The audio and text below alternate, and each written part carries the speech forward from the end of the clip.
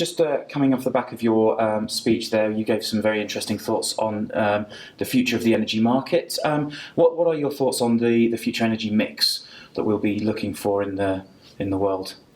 Well, it's clear that whilst fossil fuels are today almost 85% of the energy mix, over the next 20 or 30 years that number's going to decline.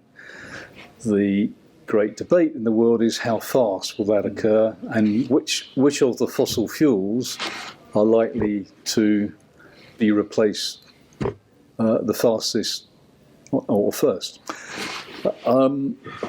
And different people have different views.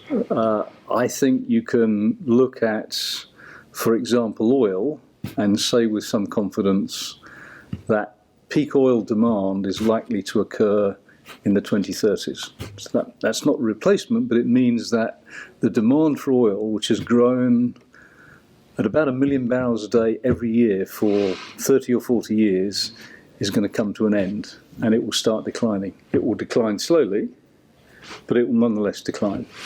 So we're no longer talking about peak oil being a supply side phenomena. It's actually a demand side phenomena. And what I said was that the Stone Age didn't end because we ran out of stones, and the oil age isn't going to end because we run out of oil. It's because we're going to find something different. And the different will be electric vehicles, which don't use gasoline but electricity to power. Where the electricity comes from will be another big debate. But what's clear is the penetration of electric vehicles into the global car fleet is going to continue to expand. The rate of expansion of hybrid cars is also going to continue. So the overall demand for oil is going to first peak and then begin to decline. So what would you say the government is currently doing? Would you say the government's actions at the moment on the energy mix in the UK itself are adequate, or do you think they're storing up a potential crisis for the future? Well, I think the UK has pursued a strategy that has been driven primarily by the desire to decarbonise the energy mix in the UK. And we have invested an enormous amount of money in offshore wind and solar. And it's interesting to understand how expensive that has been in pursuit of, the objective of removing carbon. So the whole objective is to remove carbon. Have we gone about it the most efficient way? I would argue strongly no. The cost of abatement for a tonne of CO2, so to save a tonne of CO2 through the use of offshore wind costs $330 a tonne of CO2. That's a very expensive way of eliminating CO2.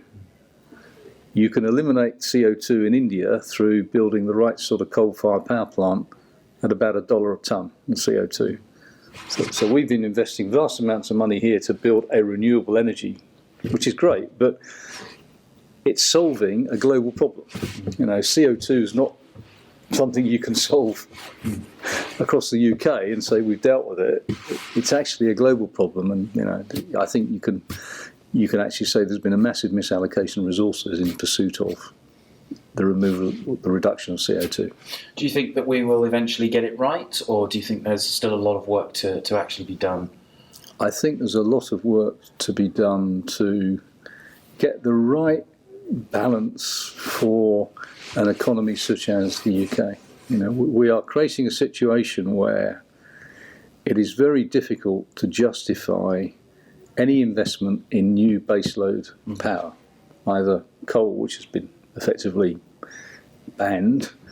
We said we're going to remove all coal by 2025, or gas, where because of the scale of renewables, an average gas-fired power plant is operating about 35% efficiency. That is not enough to justify the investment in a new gas-fired power plant. So we have a very big imbalance in the UK energy portfolio at the moment, and frankly, it needs a new plan.